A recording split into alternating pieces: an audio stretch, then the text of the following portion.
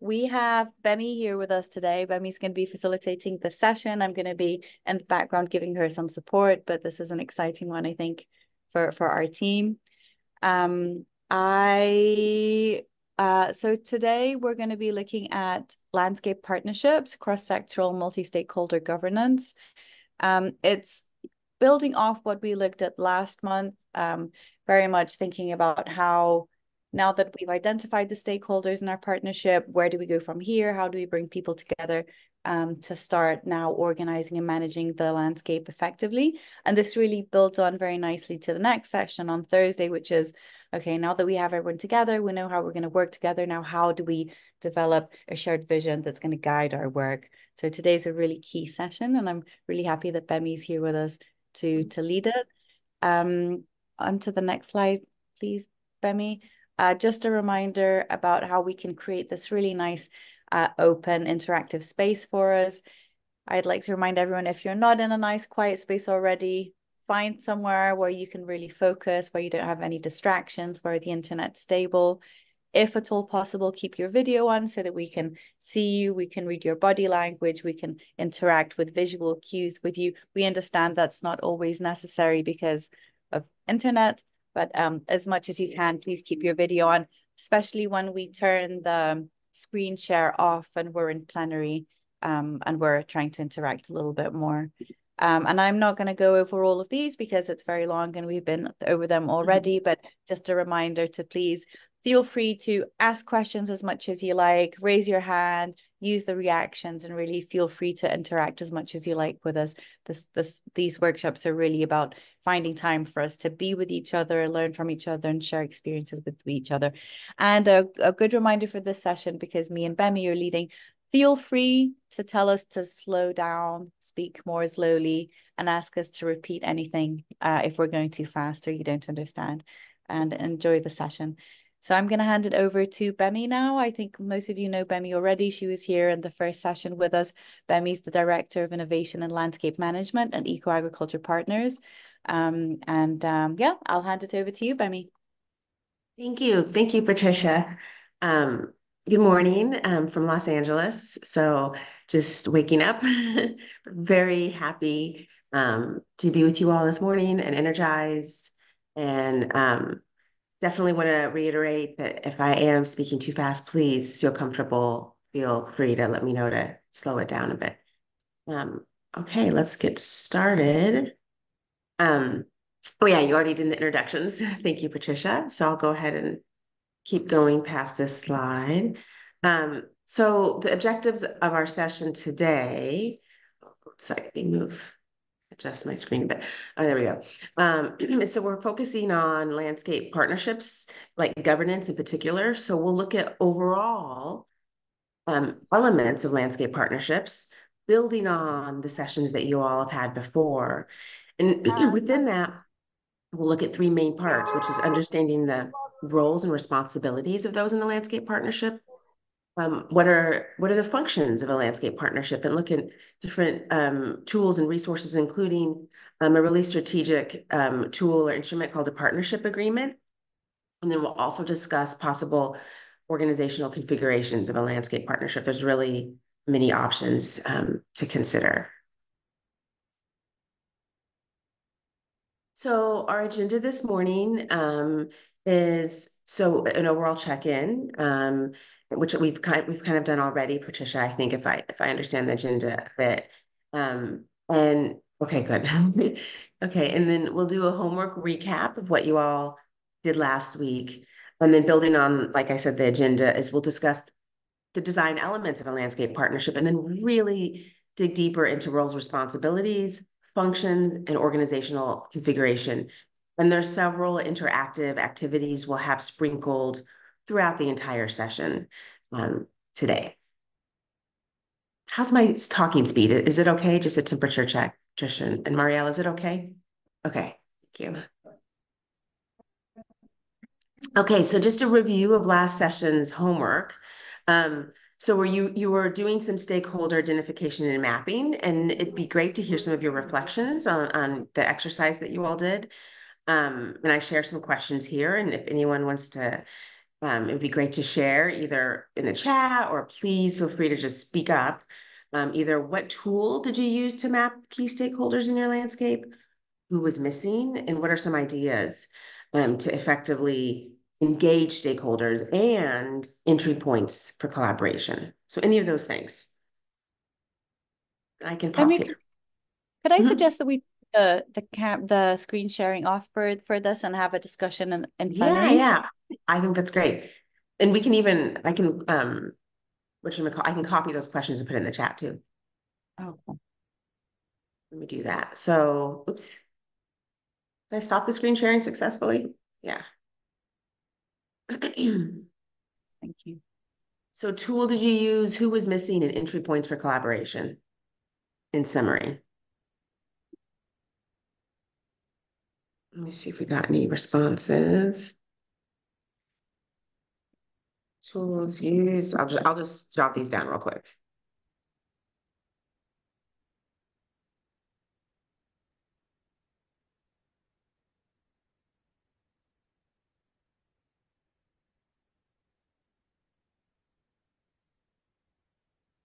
Any thoughts on that?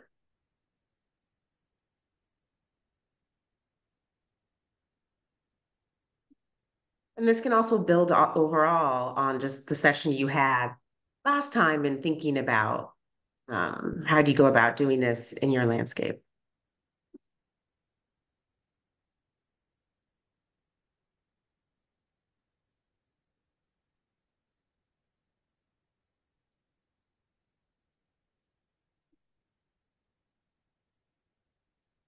So maybe we ask for some suggestions. Mariela, did you and Norvin um speak to the Ricolto team about this homework? What was the engagement like? Any reflections or any suggestions for who we can anyone would like to speak up? I'm checking about the landscape. Maybe they can explain how they build, how they join, how they organize the first steps of landscape. Yeah, but yeah, what I can jump, and maybe someone can add. Mhm. So uh, from my experience in different territories, I have used like mapping with Mhm. could be the population or the different stakeholders, uh, just to make a list, just to list about who are the stakeholders that are in that territory. No? And then no, the tool for measure or to realize about the power and influence is or was crucial for us because we decided that we were enough in that moment or that we need to define some strategies to involve some key stakeholders who were interested but not participating in that moment. So so for me, the power and the influence tool, and then the matrix with the four squares, no, where we can list the stakeholders according to the power and the influence is very important. Mhm. So I don't know if someone can want to add something else. I'm sure Norby and also Napoleon who has experience on this. But yeah, please, colleagues. Great. I would like to add what Mariela said. I believe that one of the most important things is the mapping first. Once we know who are in the territory and actually we have an idea what the geographical area is, because that is very important as well to determine what area of influence is going to be or landscape. And then the mapping, as Mariela said, and we have to see related with the influence and desire or interest of participation of that platform. I believe everyone has a role, but we have to, the ones who have the interest but have not the power, they will go alone all the way. But we have to focus usually in those who has not much interest but have the power, but they are the one who can turn the wheel in that in the process. So that would be one thing that is really important to us. And the other thing is to align the different goals for each one of the different partners, because everyone has, even though we're going to have a common goal for the landscape, each organization of each partner or institution, they have their own goals. So one of the main process, I think it takes longer sometimes, is to reach a common goal where everyone is aligned and is gonna work for the same thing. Because at the end, it is true that we need to have a common goal, but I need to fulfill my own goals as a member of the alliance as well. So thank you. That's great. Thank you. I think that'll build on really nicely, Raul, today's conversation around, aligning the different goals and how a partners agreement can be helpful for that, and the challenge in creating a shared goal, which leads into the others, which is really complementary to the other session we have this week. So that's great. You start to see how these different things fit together. Napoleon, your hand is up. Thank you. In addition to what my colleague says, we also analyze who are the marginalized groups in decision making, not only who are the most influential, but also important to know which are marginalized, and also try to understand how is the decision making process, in the landscape. Oh, yes, which are the mechanisms, and also we look how these stakeholders interact, the way they collaborate, and also important is if they have kind of vision, how they see the landscape in certain time. So we try to analyze all these issues.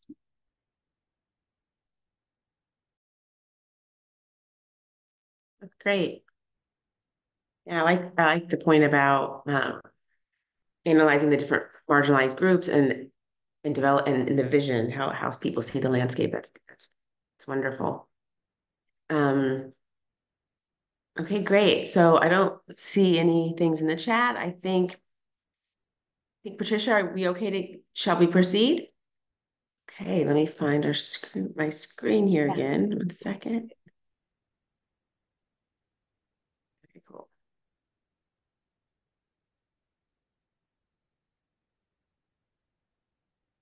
Okay, so that was last session, which that discussion was good because it'll help start to see connections with this week's sessions overall, I would say. So I think when you all joined the session today, Patricia shared a link in the chat for the quiz. So perhaps most of you have done this already, but I can give you a few more minutes if that would be helpful. Maybe let me pause the screen here and sort of take a temperature check on if most of you all have done the quiz.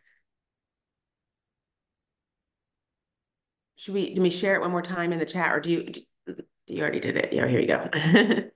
Yeah, I just shared it. Okay. Maybe we get just another minute and a half, people to wrap it up. Give you another minute to do that and then proceed.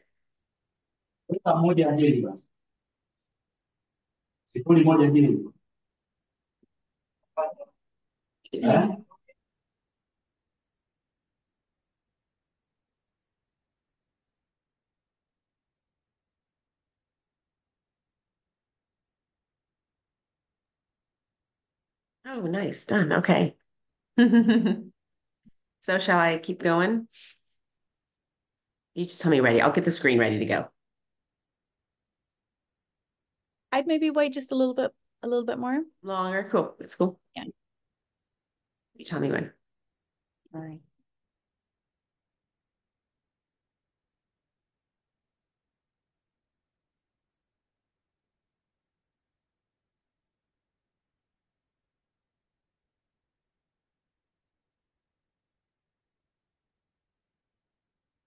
while everyone's finishing the quiz, this is quite funny. We have lots of otter pilots and AI assistants, and I'm opening the breakout rooms, and I've just realized that I've put lots of the AI assistants into the breakout rooms instead of the people, and I'm Whole new world. yeah. That's funny. I mean, theoretically, someone could have their AI go to the other rooms and then learn like what's going happening in the other rooms. Yeah, that's true. I don't know if we're doing that, but Bemi, I think we have most of the replies back now, if you want to keep going. yeah, let's keep going. Is my voice cadence okay? Too fast? Or am I okay? Okay. Thank you. Okay, so let me just make sure I'm in the right place. Yes, I'm in the right place. So we just did the quiz. So I wanted to take a step back and just look at where we are on the ILM framework wheel, and emphasize this is not a linear process. This is an iterative, adaptive process where you will go forward, you will go back, but you should go back. You should um, reflect and revisit things.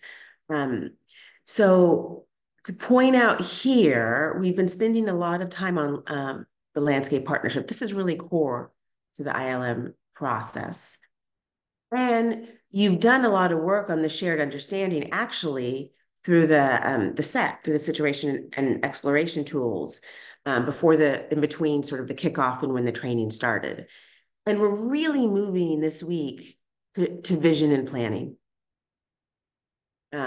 towards creating a shared vision. We're really moving towards that, but to also point out as you reflect and think about things, you might go back to shared understanding. You might go back to things that you thought about in the situation and exploration tools, and that's it, like a good thing. That should definitely be considered. That should happen, and is a normal part to iterate and adapt things. So just to point out where we are here and that we're moving kind of in this direction, this yellow part of the wheel, but that it really is linear and iterative. Um, any thoughts on this? I just wanted to pause to sort of orient where we are here. Patricia, would you add anything to this understanding of where we are? Is that good? Yeah, no, I think that's good. Yeah, okay, cool. Okay, so with that, I will move forward. So now we'll focus a bit on the big picture, and then we're going to sort of unpack some of these elements. But we'll look at design elements for landscape governance to start. Which actually, let me minimize this here. You can see here some of the design. Oh my goodness. The design elements for landscape partnerships. And this is pulling from, did they do the Buck et al. Pre-reading? I don't know if they had this as a pre-reading.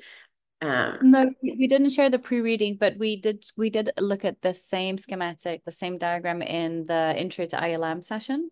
But we went Nice. through it very, very quickly. We just breezed through it. So Yeah, I got it. Okay. So, like I said, we've been focusing on, the core part of the ILM wheel, which is the landscape partnerships. So you've looked a lot at who are the actors involved, and you can see some of the examples here that you all thought about, you do in your own landscapes. You engage with these different kinds of actors in your own landscapes.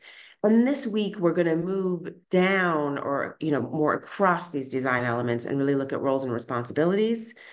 And you can see some examples under brown circle here, everything from leader to capacity builder to knowledge generator, evaluator, promoter, champion. We'll talk about functions today. The functions of partnerships, can be, and again, it's not just one of these things possibly, should be more than one, promoting collaborative goals and actions. And so thinking about facilitating learning and communication. And then we'll talk about organizational configuration, which can often move from the spectrum of being informal to formal. And we'll look at different arrangements of those configurations or structures today. This is just to orient overall the design elements, and then we'll unpack really the brown, the green, and the blue circles in our time together today. And this is building on the Ricolto MSP toolkit you all probably know, and I just wanted to align and draw from that today, and you'll see how it's really complementary, which is some of the design steps in the Ricolto multi-stakeholder platform toolkit are to define governance structure. Again, roles and responsibilities. So this is really aligned. Decision-making procedures. And I really like how they point out communication flow, thinking about communication, which is a really important way of interacting with different actors. And so here's some different guiding questions in that toolkit that are helpful in thinking about. And I'll just speak to some of them. I won't read through each of them now, but thinking about roles and responsibilities for the structure overall and various parts of the structure as well. What are internal procedures for decision making? How does information flow? Who informs whom about what? So these are things that are meant to generate thought, sort of reflection when you think about the governance structure.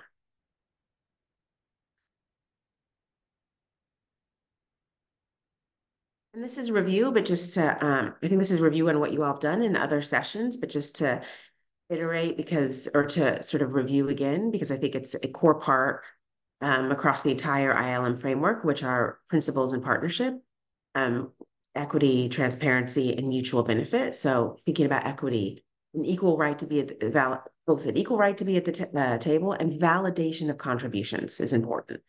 Transparency, key things to think about here is openness and honesty and working together, and accountability. How those things are key in accountability, and mutual benefit. And things to think about here are expected to contribute and are entitled to benefit. And it's not just about the collective benefit, but specific benefits to each partner is also important to think about. So these three things are just key principles to keep in mind all the time, really. Okay, so now we're going to stop and do this active learning activity that will set us up for thinking about the roles and responsibilities, functions, and organizational structure. So we'll share a link. I'll unshare the screen in a second so we can go over the worksheet, but we'll share this worksheet. We'll have breakout rooms where folks can fill out the worksheet and then sort of reflect together, and then we'll come back in plenary. But maybe actually I can go to the worksheet here real quick. Let me see if I can get to it. Can you all see the worksheet? Are you able to see this, Patricia, the worksheet? Yes, we can see it. And I'm just about to send the Word doc as well in the chat box. Okay. So, okay, cool. So this is some work that GUAG did with a bunch of partners you see on the background. This came out of some landscape climate smart agriculture work. And this is a worksheet. This is one of the worksheets that came out of this curriculum. And so here you would write, pick a few stakeholders in your landscape. So here you see an example there. In this case, the CARE WWF Alliance. And then you would write the type and the roles and responsibilities of that particular stakeholder. And then let's see, okay, let's look at this particular example. Stakeholder assessment for MSP, functions of the partnership of that particular stakeholder. And then you would have the organizational structure. Any thoughts on this?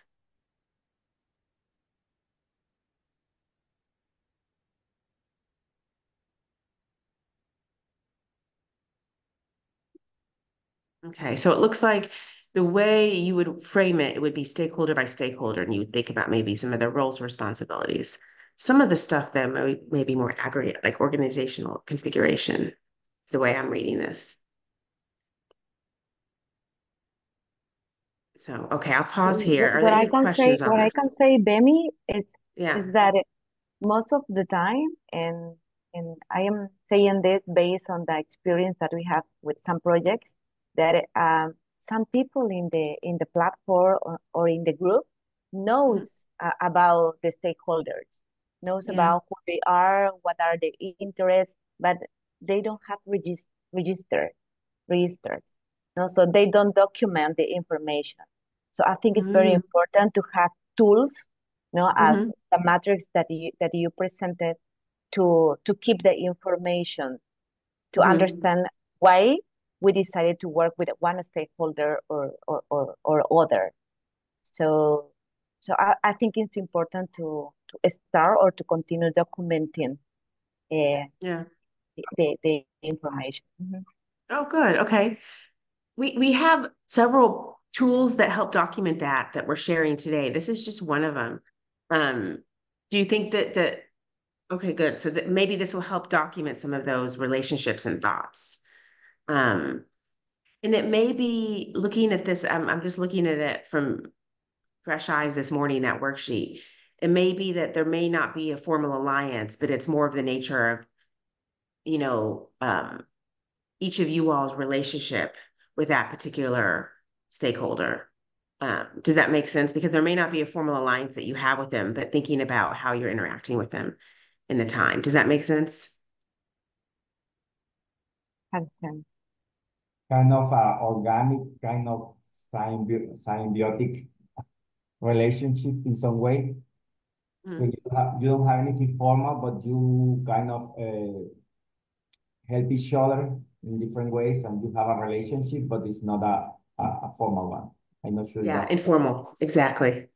And I think that's where you would put informal in that last column. Maybe some are more formal through a project.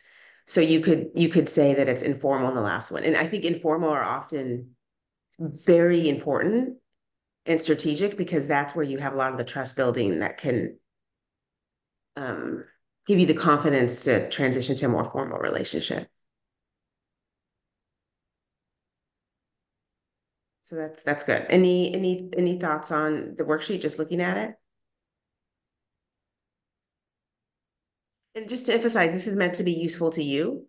So to take a moment, like Mariella was saying, and sort of document some of these relationships.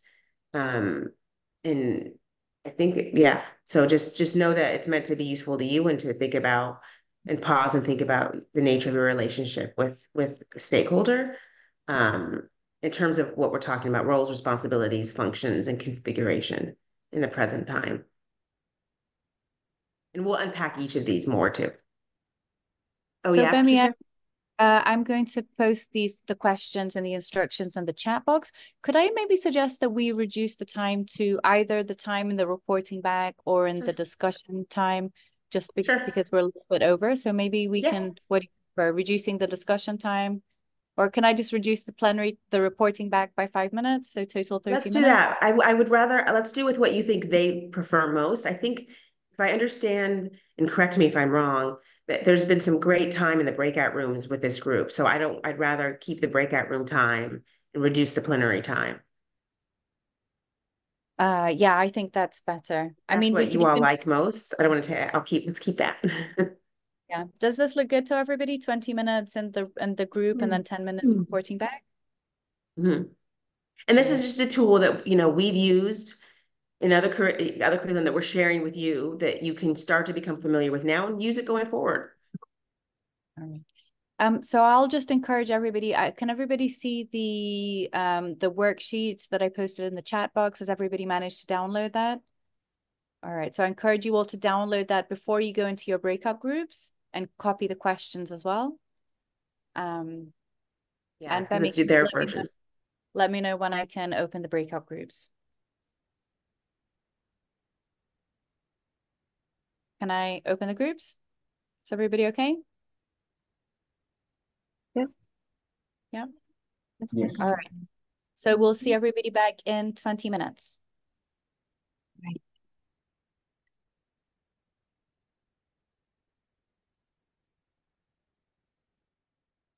Zoom recording. Yes.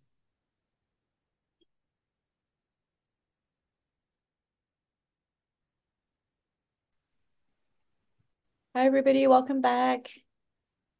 Thank you, Hey. Patricia. It's too Hi. quick, too short time. Session. Every time. Yeah. Welcome back. I just want to say hi to Mafi because I didn't see her here earlier, and it's nice to see your face, your familiar face. Yes, thank you. Hi, good morning. Good morning. I don't know if everyone knows that we were all, Patricia, Mafi, Mariella, and myself were together in Brazil about a week ago in person. at a um, landscape leaders workshop that we were putting on with partners, and it I don't know, I still feel really good about it. A week later, I'm very excited. I don't know how you're feeling, Mariela, No, about and the same. We were excited with the opportunity to be in person, to work yeah. together. And yeah, we didn't have the chance to share with colleagues from other regions, but it was a great opportunity to know more about the forest integrated management, Yeah. because Yeah. agriculture partners is working with the Latin American, and I'm not sure if yes in Latin America, maybe in other regions, but here is working with the Latin American network, no, Mhm. which work with forest management. So we have like around 16 experience exchanging during the last Yeah. week. So it was a great opportunity also to expand our network and know more about how you are working. So, and you did a really great job facilitating that space. So Benny, Patricia, and Max and Max, they Claudia, did thank you. great. Yeah. I'm I'm I'm lucky that we're a great team, and I'm lucky to have great, wonderful colleagues. And so I think Patricia and Max did an amazing job. So that's why Mariela and Matthew were speaking Portuguese last time, right? I got it now. I heard that you were freezing over there. Yes. Oh no, please. So we know about Portuguese and we know how to dance samba. Actually, I came back to California, which usually has very fresh weather, and I was like, it's cold. I thought it was like cold when I came back to California because Max was like the whole time, it's going to be too hot, too hot, too hot. Max is right here. And I was like, no, it's fine, it's fine, it's fine. But then I came back to California complaining it was cold. Anyway, okay, so we could talk more about that later. I actually have an example in our session today to draw from that network. Um, so to go back to the exercise you all did, I'd love to hear any groups share about their discussion and what they and their time together.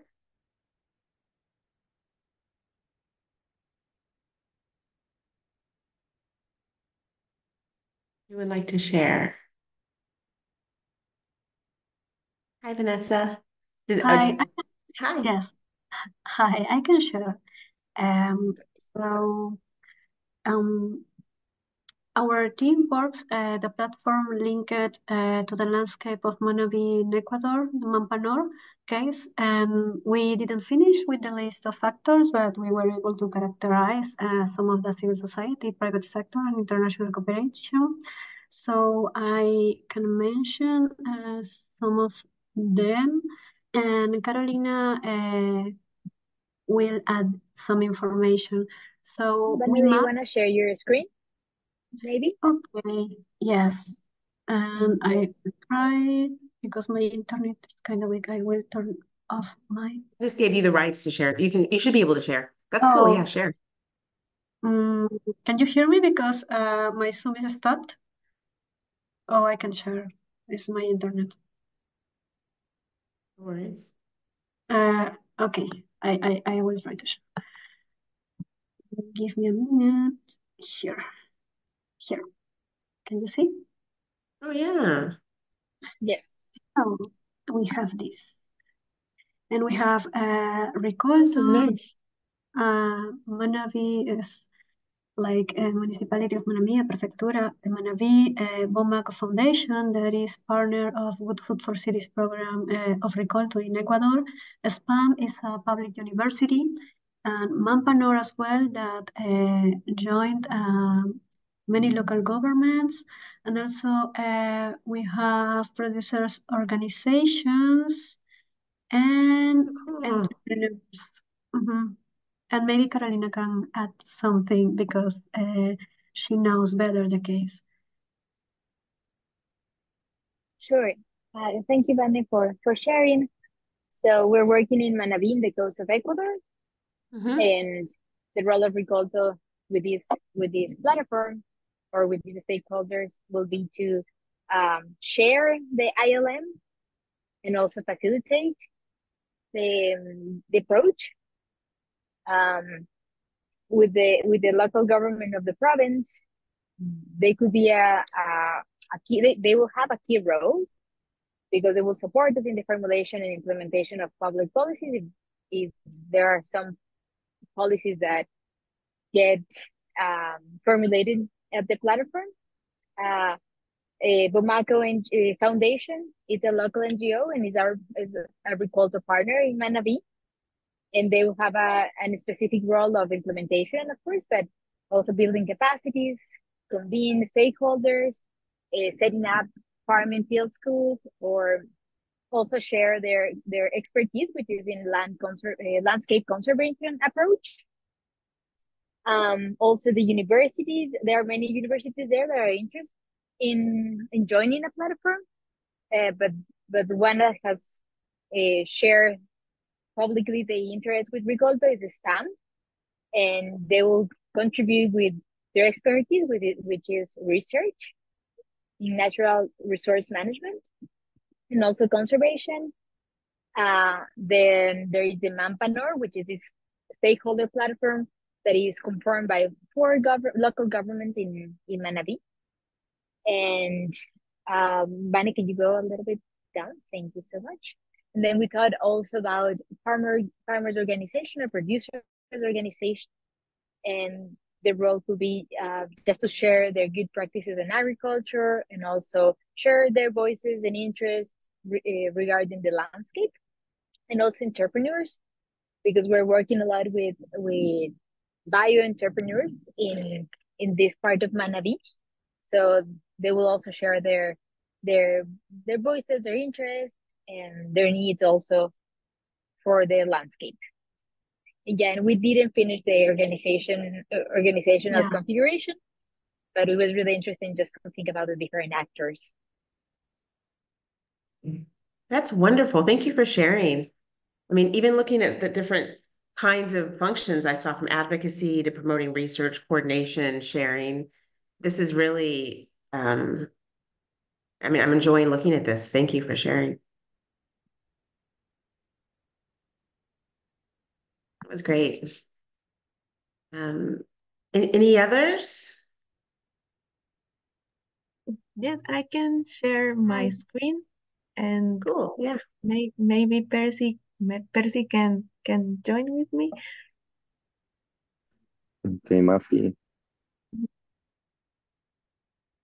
I like seeing these filled out. It's great. And again, this is a resource. Please, I mean, you can take and use and continue to build on and think about. Okay, cool. Network hierarchy. Okay. Yeah.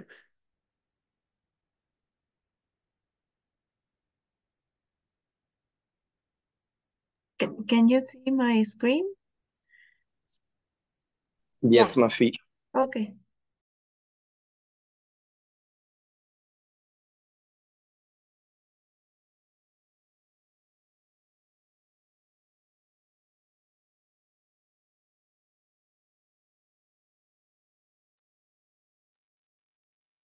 So it's good here. Oh, go ahead. Sorry. We started with both countries in Honduras and Guatemala.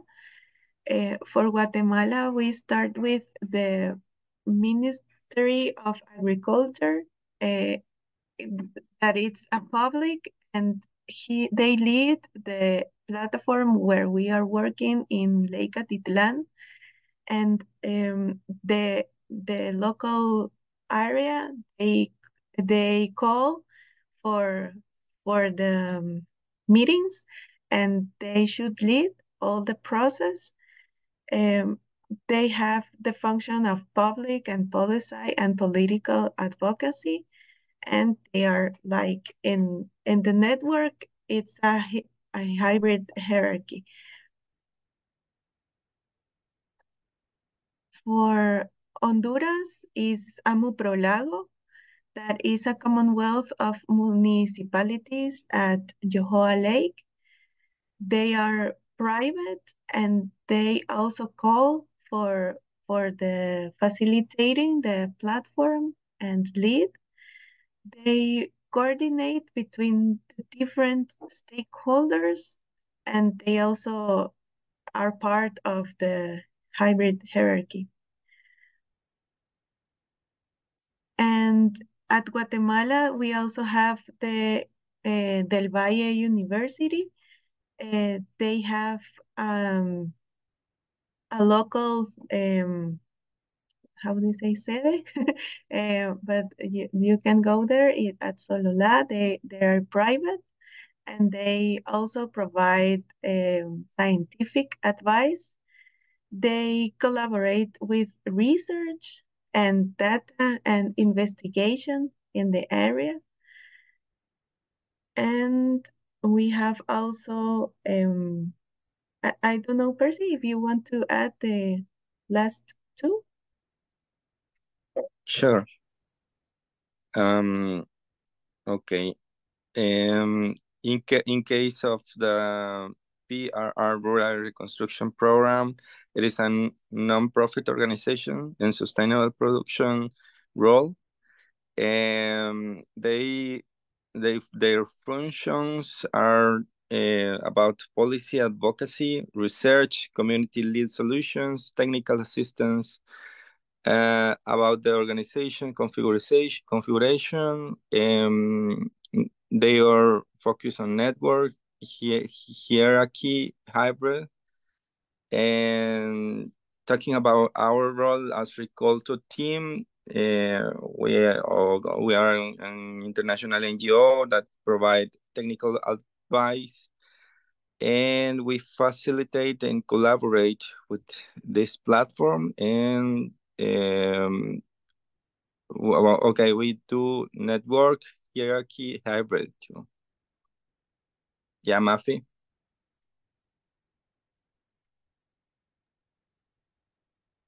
Yes, and we, as Ricolto, we are part of this also platform. And our role is to provide technical advice and facilitate and coordinate all the platform. And that would be it. Thank you.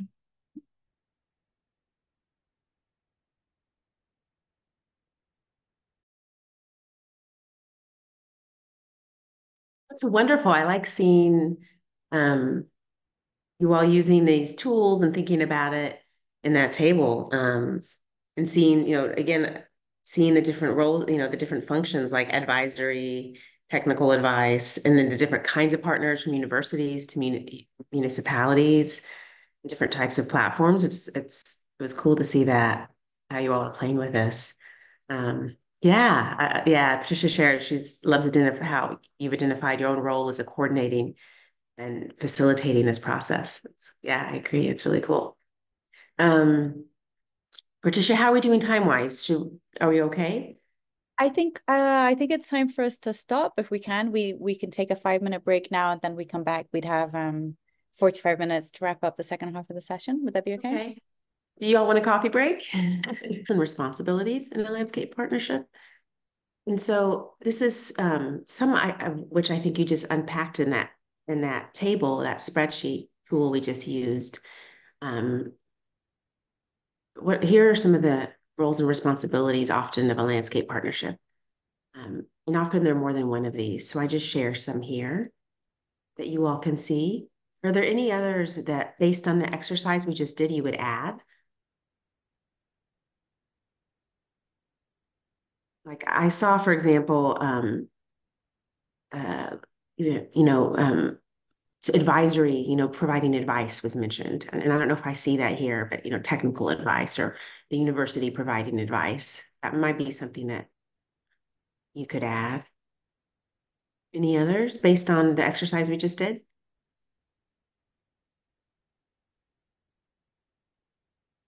Let me look at some of my notes. Advocacy, is advocacy here? I don't see advocacy. We could add advocacy. Yes. And we have at least here in Honduras at the Yohoa Lake, we have the PRR, which they mostly do research with small growers with vulnerable groups. So I'm not Okay. sure if that I wouldn't say development because they don't develop, but research at least, and transfer technologies. They work with different technologies with the different small farmers association. Oh, Or cool. Center for Research, actually. They call Cialis, and there's like Center for Agricultural, local Center for Agricultural Research. Ah. So like community engaged research.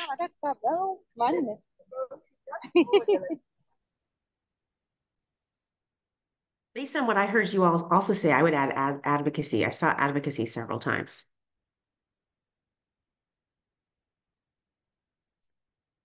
Promote research, share. Okay. Okay, so just know this is definitely not an exhaustive list, but to get us thinking. And as I mentioned before, a really helpful tool in thinking about these different aspects of governance is a partnership agreement.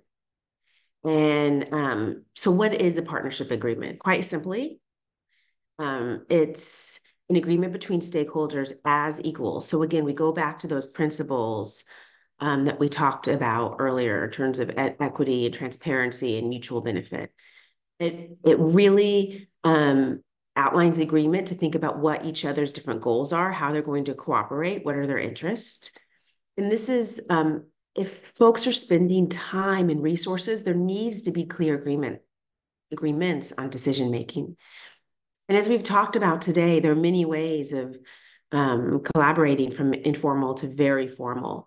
And also this can change over time. And so thinking about doing a partnership agreement that you can revisit and change as the nature of the relationship evolves is important to do it in an early stage to avoid misunderstanding. So any experience using such tools that you all have, and I'll share, I'm going to share a template next that you guys can have going forward as a resource, but just to pause to hear if any of you have experience on using a partnership agreement.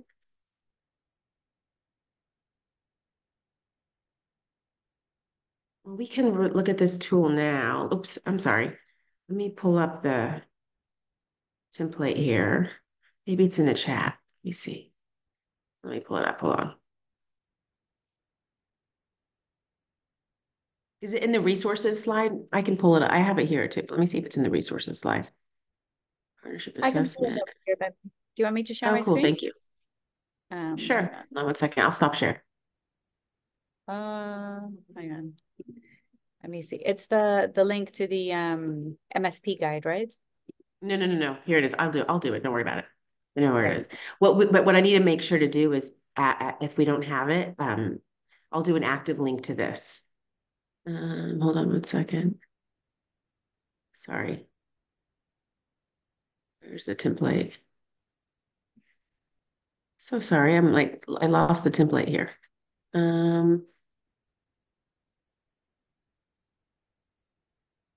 So while Bemi's looking for that, I can give an example of a partnership agreement that I worked on for a while.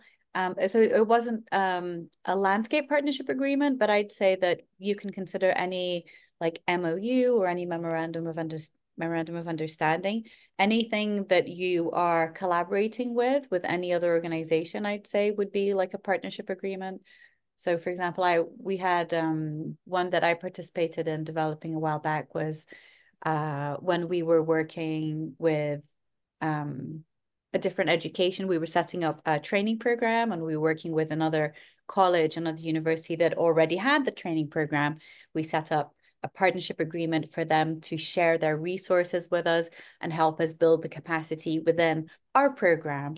But it was very useful to very clearly define what our roles were, what their roles were, what everybody's expectations were. So that was useful. Yeah, I think that's really key. This is a key tool. So just to share, I added this as a hyperlink in the slide because I think you all get these slides afterwards. So this link to this tool is in the slide that references this instrument. So you have this template now. I just want to make sure you all get access to this template afterwards. So I just added that. And to share that this comes from the MSP guide, it's their tool 38 is where I'm drawing this from, this template, which in turn comes from Tennyson 2003. So, and to add to what Patricia just said, shared with her experience, thank you, Patricia, is that this itself, going through the process of doing a partnership agreement, is itself a powerful tool and process because it allows you to think about your assumptions that you as a partner are bringing to the table or that other stakeholders have. Because you may be vague in the beginning of why you want to partner, but this will help you start to become more clear. And again, these things, if something changes in the nature of the relationship or partnership, a new partner comes or something becomes more formal or there's new funding, it's really important to go back and revisit partnership agreement. So just know that this is something that should be revisited actually. So here's a template. Can you all see it? And again, you should have the link. So, this first part is pretty straightforward in terms of contacts, but, you could see here in the second part, the statement of intent. You think about how all partners are intending to contribute and work together, or their contribution to the partnership, structures and procedures, roles and responsibilities, coordination and administration. Are there working groups and committees? And that gets back to the structure part of it. Decision-making processes, accountability arrangements. And this all is tied to both structure and some of the principles of transparency and mutual benefit that we talked about are cross-cutting in doing this kind of work. Resources can complicate things. Here's when we're going to review or revise things, including perhaps an independent audit. So this is just something that you all can have. It's a template, you could see where it's drawing from a body of work. But hopefully this is useful, with the meat of it really being on page 2 in terms of contributions, structures, procedures, and resources and revisions. Any reflections on this in terms of utility or how it might be useful to you? I see someone done. Is that Moses? Yes. Stop sharing here, and I can share the link in the chat too. Yes, thank you. This is Moses from Uganda. I thank you for sharing the template. When you talk about a partnership agreement, you want to think that it's between maybe two parties, but this is the one which has several partners. I'm only wondering if among the partners, there is one who originates this, for example, the facilitator, or does the facilitator partner also sign this agreement, or it's between the implementing partners within the landscape? You get what I'm asking? You have a landscape with several players there, but then you have this main partner, maybe a promoter, who's bringing the idea that we implement this project within this landscape. Yeah. So that partner is the one that is originating this template. Yeah, I think in my experience doing these, and again, these can vary on how you do them and what it looks like, depending on the different parties. Typically, the organizer or coordinator is the one who's facilitating the partnership agreement. That's what I found in my experience. And then it would work with the different partners for what that's organizing around that particular landscape issue or that issue that's bringing them together to work out the partnership agreement itself. Can I add to that, Bemi? I agree with Bemi. I think it's generally whoever's facilitating, convening the work in the landscape in the region is probably the person who's going to prepare the first draft or the first pass. But then the idea is that you want all of the stakeholders, all of the key parties to be comfortable with the agreement, to agree with what's written, and so that everybody has the same idea, everybody comes together and they have the same that they're in agreement about what they're going to be working on together. So while the convening organization can write the first draft, I think that the process is normally that you write a first draft, you share it with the partners, and then you bring everyone together and say, is this what we agree on? Is this what everybody feels is what we're going to be doing together? What can we add? What can we remove? And really adapt and adjust the language so that everyone feels comfortable. And that is not an easy process. That can be, there's a lot of negotiation involved with that. And it touches on the shared vision, which is what we're going to talk about on Thursday. But the idea is really that this is the moment where everybody comes together to start discussing what we agree on. What do we really want to do together, and what do we commit to doing together as a group? Yeah, they are facilitated by the main, by the main convener or the originator of the solution, Exactly, or the negotiation, because I've worked on these before where one of the stakeholders or partners was coming from an institution that if they had signed a more official partnership agreement, it would have taken months and months and months for it to be approved. So for the purposes of what we were convening around, we had to convene it in a more informal framing, the way we were designing the partnership agreement. We actually had to reframe it more in terms of guidance for working together. Because this particular institution, it was a municipal institution, it would have taken like 6 months just to get that approved, like legally. So we had to negotiate and work with different partners to actually intentionally frame it as more informal. And then, but then later that built on, in doing that and negotiating and trying to work with all the partners, that built trust in the over time, and we got to become closer with all the partners, including that one, and did some more official stuff actually.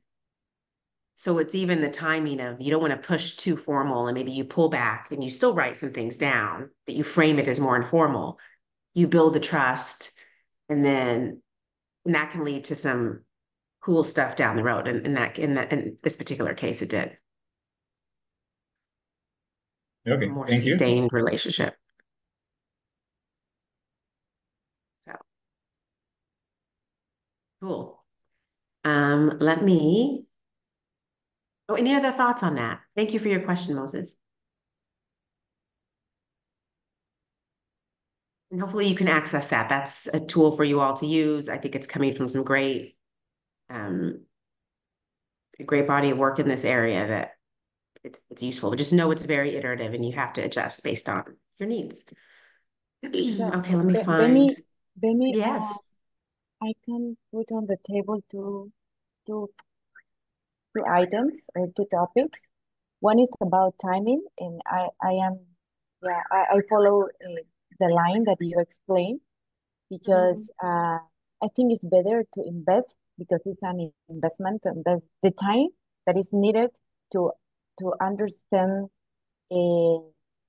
every stakeholder, their contribution, what is the purpose of working together, what are the roles, even to talk about and to present in a document the possibility of changes. Yeah. And I think it's important to invest the time needed, and it's better to do it early. That is one thing. But the other is about the intention to become in a formal collective or in a formal group. Yeah, and sometimes, well, there is a decision that the group or that platform need to take, if they want to be formal or not, or when is the time to decide that.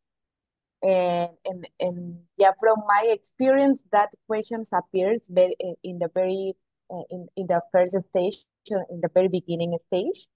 And from my experience, I recommend to take the time to see if the platform or the collective works, evolve, and then discuss about what are the advantages or implications to be formal. But do you and Patricia have any recommendation about that to be formal or not?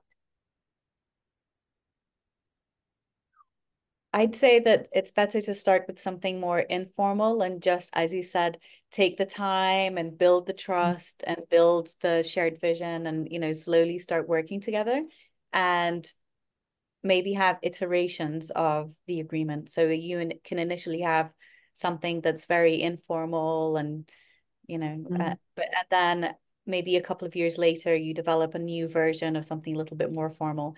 And then once you have really identified and engaged the stakeholders very well, maybe after several years, maybe after 5 years, once you're in a more mature moment in your process, that would then be the time to say, okay, now we can sit down and create a legal document, a more formal agreement that includes our 10-year plan or 20-year plan for the landscape.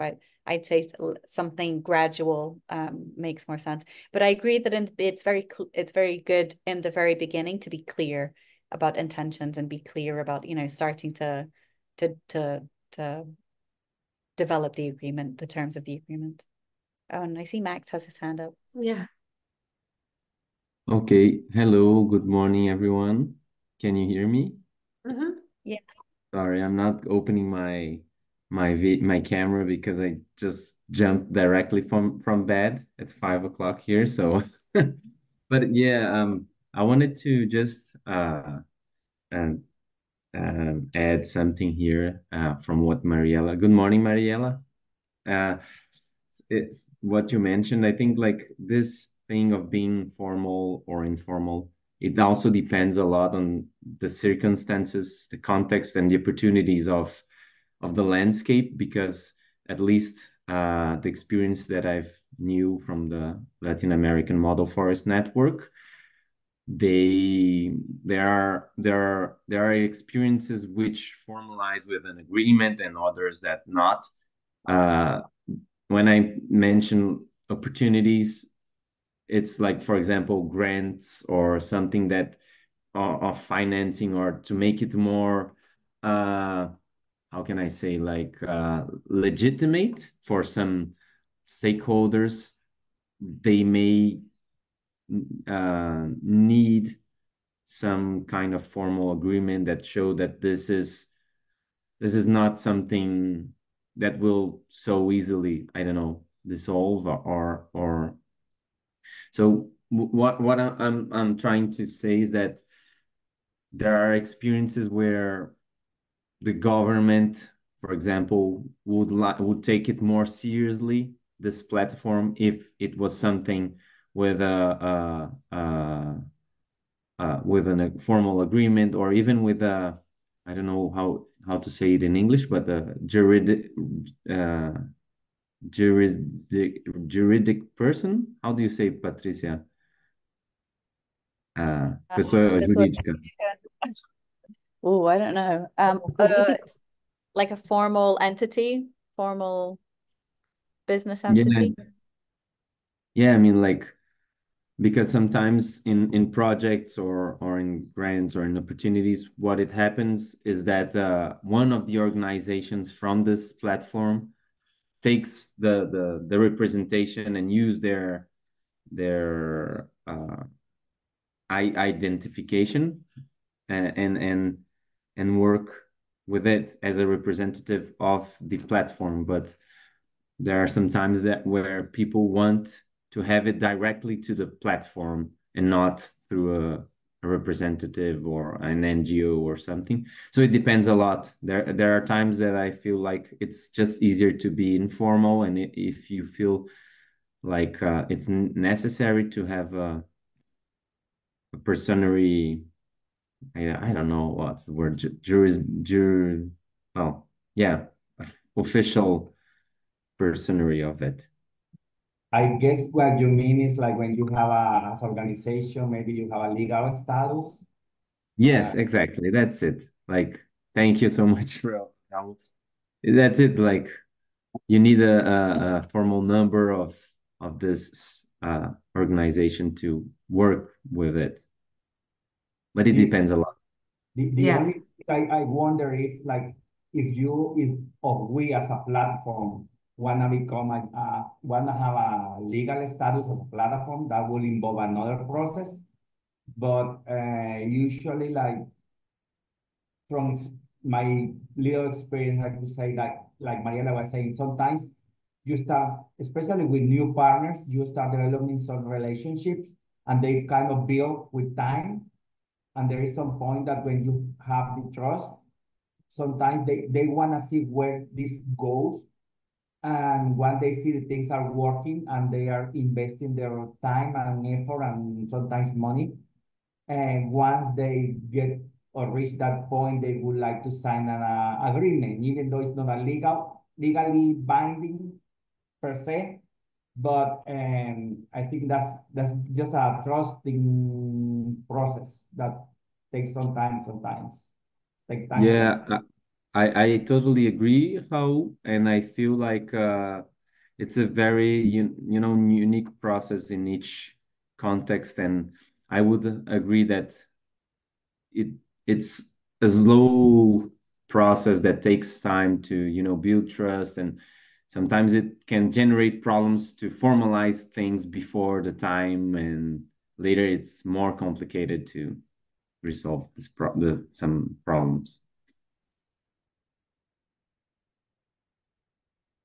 These are great points and perfect segues for some of the last part of our session together. So this is great points to bear in mind. Thank you, Max. Thank you, Raul.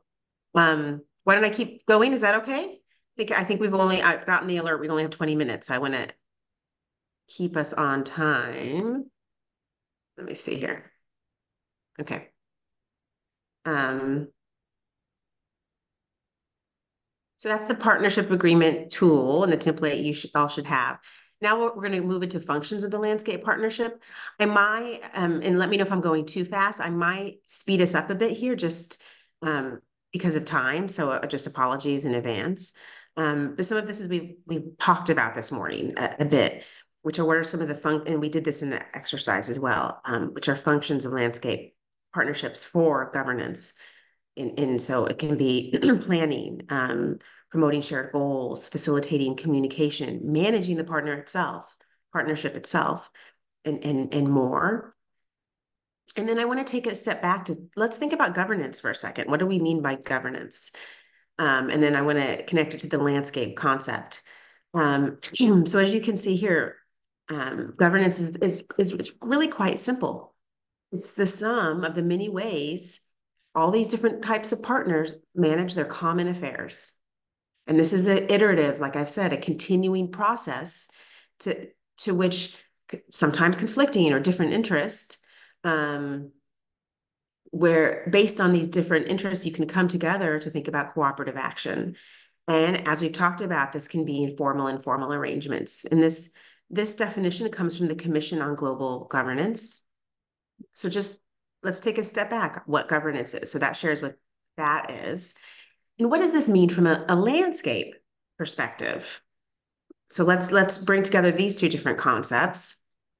And so if you take that definition from the Commission on Global Governance and you meld it with this concept of landscape, so the concept of global governance is really managing common affairs across different stakeholders. And this is doing the same thing, planning and managing a common sociological system. So managing our common affairs in a common social ecological system. And again, emphasizing this is a continuing process from informal to formal, in which different interests can be accommodated and cooperative action taken.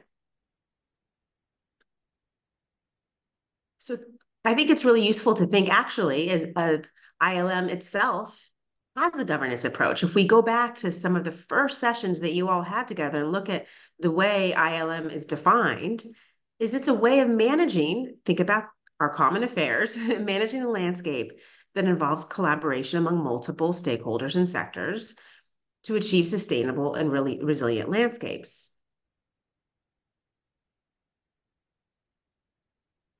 And again, this is building on what you all have talked about before. In doing this, this type of governance is moving the focus from individual, individual partners or sectors to the larger, more holistic common place or space. I hope I'm doing okay time-wise. Feel free to tell me to pause. I'm just trying to be sensitive to our time. Okay, I think we're doing okay. So this is review, but what I'm trying to do here is really connect landscape governance as being really rooted into the core of what ILM is as a governance approach. But being very specific and being across a common space, multi-sectoral and multi-partner. And so again, you look here where partners, rather than looking outwards, are looking internal to across each other at their different interests and needs, across a common space or place, and thinking about managing it together.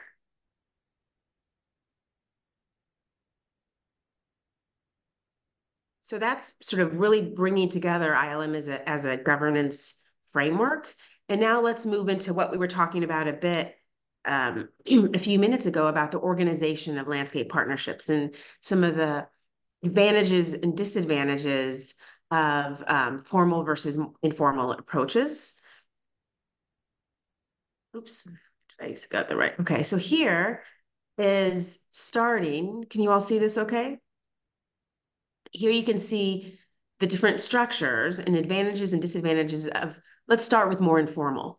So let's take a couple of these. If you look at a working group or a focus group, the advantages of these is it does give greater freedom to explore ideas and intentions and really center the relational outcomes. But to some of the point that, like, I think Max, you were talking about a few minutes ago, is the disadvantage is that it may be viewed as less legitimate, not taken seriously enough by external agencies or key players or funders, perhaps. Similarly, with the focus group, it is less expensive. This informal structure is less expensive. This is an advantage. But it's easy to neglect these kinds of arrangements as well, as people are pulled into other priorities. So this just shows some of the advantages and disadvantages. Am I missing something in the chat? Let me make sure we're okay. Okay.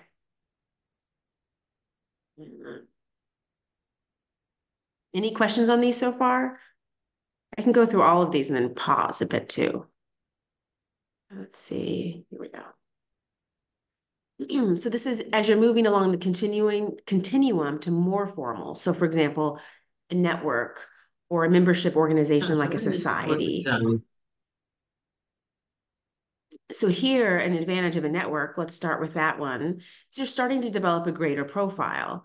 And that's great, which comes with more credibility and recognition. But a disadvantage is that a network requires more coordination. And so that requires more time. This is time and labor. Okay. Similarly, a membership organization like a society is, you're getting a wider group of people who are involved, or a more diverse array. But a disadvantage is that there's more, or something to consider, is that it doesn't entail more complicated decision-making procedures. So then here you get to what is recognized as formal. So think of an association or a foundation, perhaps even a nonprofit. These have increased authority and capacity. So those are some of the advantages, more focused activities and more ability to mobilize and manage resources. But there are some disadvantages you could see here. They could become overly bureaucratic, increase administrative costs, more subject to sort of legislation or sort of legal implications. I'll just pause here and see if there are any thoughts on some of these that you saw. And that sort of informal to formal continuum and advantages and disadvantages.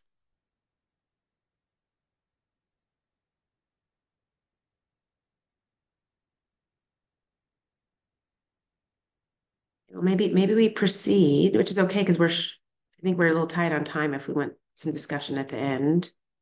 Keep going. Feel free to speak up if you have some thoughts. So continuing this idea of different configurations, organizational structures, is, there are some that are more of a shared leadership structure, and there's some that have more of a conventional leadership structure.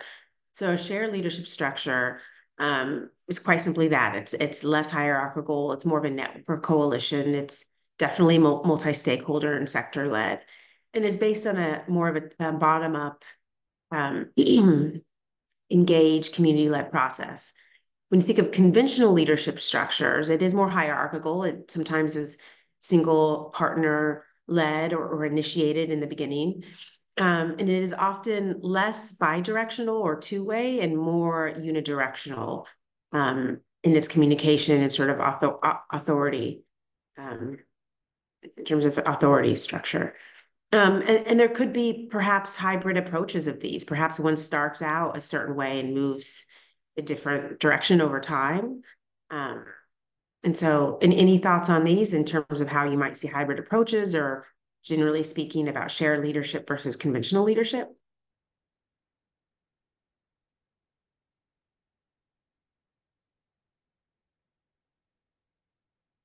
Okay, I think also you could add here, I think typically in the ILM process and work that we're doing with partners, it tends to have more of a shared leadership structure, more of an, we tend to see more of network structures.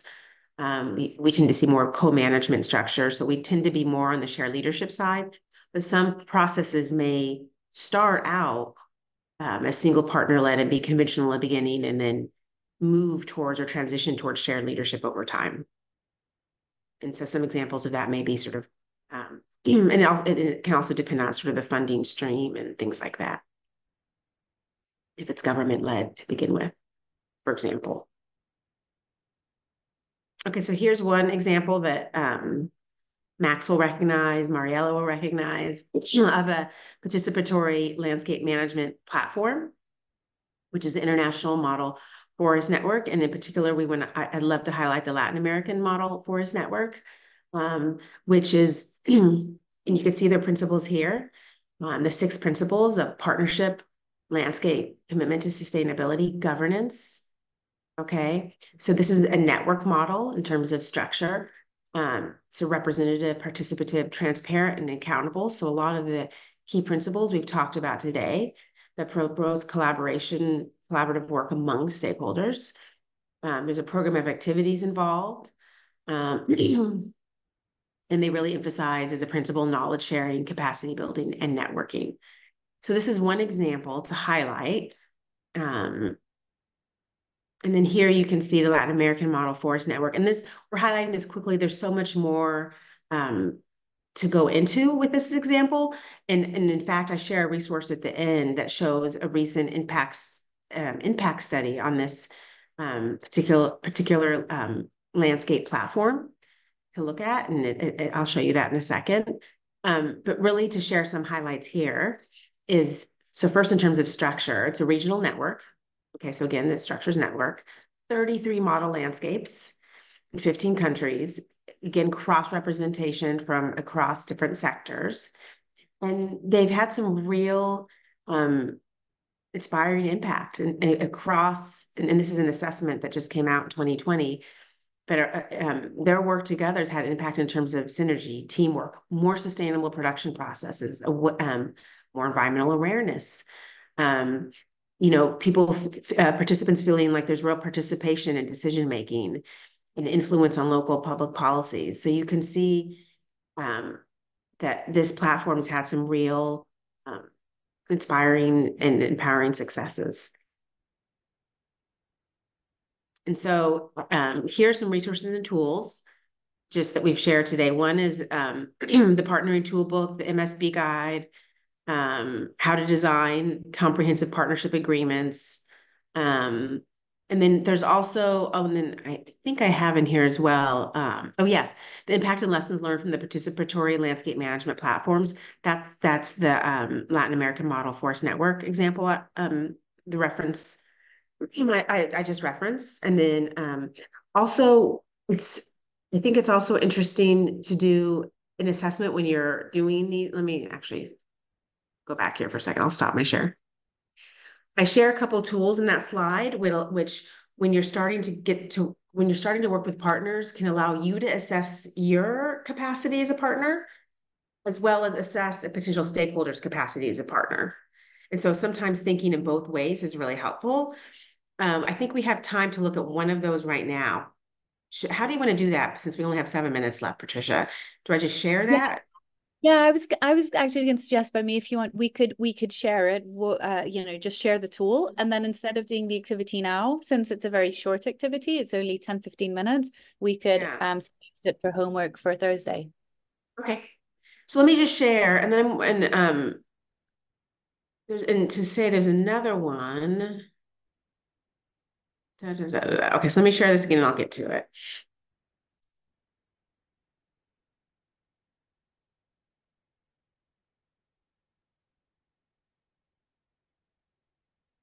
And then maybe we can start the partnering session. roles and skills. Okay, huh? Yeah. No, I was going to say, and then we could ask people to do it for homework, and then we can start the session on Thursday with a like a report back. And I want to show how the companion tool to this is to evaluate potential partner itself. So this one is about evaluating sort of individuals to assess their own partnering skills.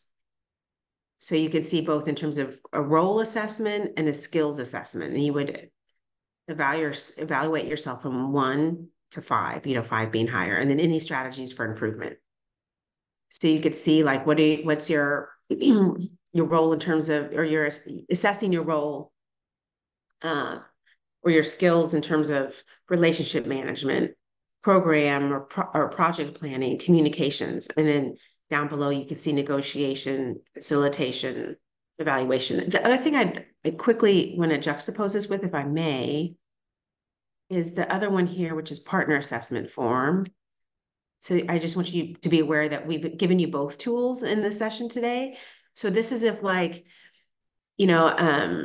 I think Mariella was speaking to this, like you need time to get to know a partner and understand like sort of their capacity, status, things like that. And so this allows you to look at a partner and look at the prospective partner organization to think about what's their track record, what's their standing within their sector, how are they viewed across sectors, things like that. Is there a stable staff group? Do they have sound management governance structures?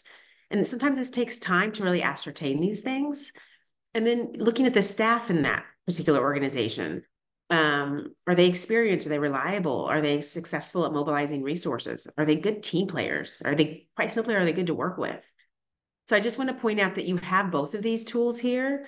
But we were thinking for the one to do in this final activity or for the homework now would be just to take a step back and think of yourself individually. What are your skills in terms of partnering? Oops, this is here. So I can, any thoughts on that? I can I'm sharing my screen here, but any reactions or I can stop share if that's useful. What do you all think of those tools, both the sort of assessing yourself individually in terms of roles and skills, and then evaluating a potential partner? I think sometimes looking at the second one, evaluating the partner, makes you realize you may know less sometimes about a partner than you think, or what your assumptions are.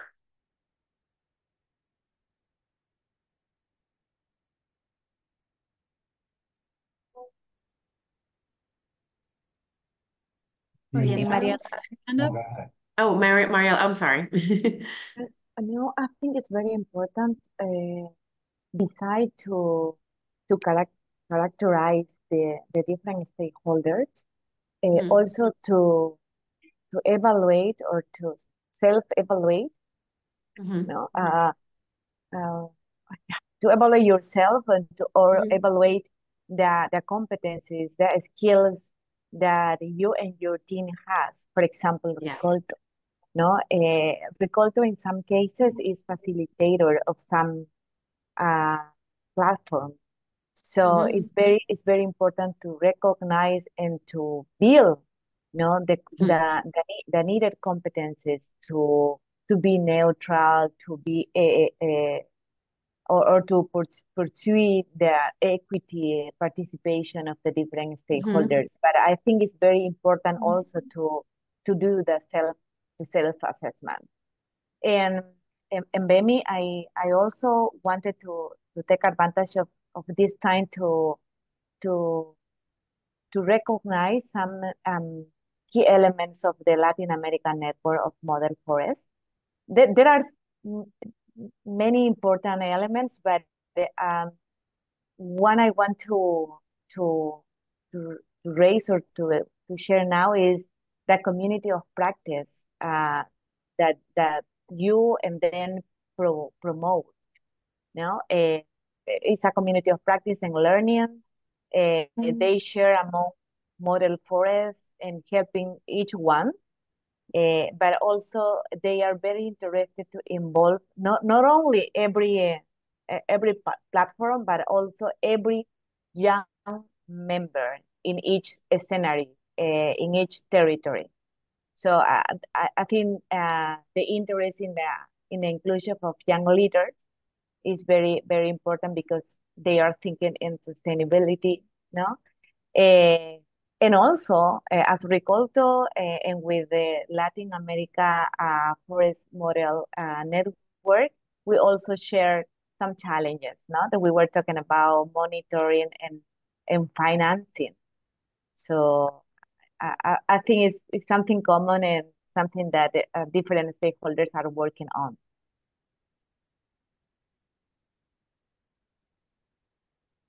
Oops. No, that's great. I love the youth leadership part. You're right. That the Latin American Model Forest Network has. And I think what I like about the partnering skills assessment worksheet is it allows you to think about assess your skills and think about strategies to improve them and increase your confidence in them.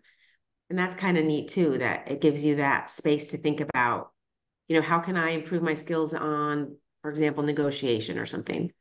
And so I find that part of it in that tool really helpful.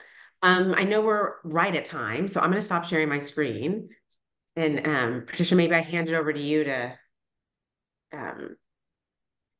take us home. Yeah, sure. Well, thank you so much, Bemi. That was such a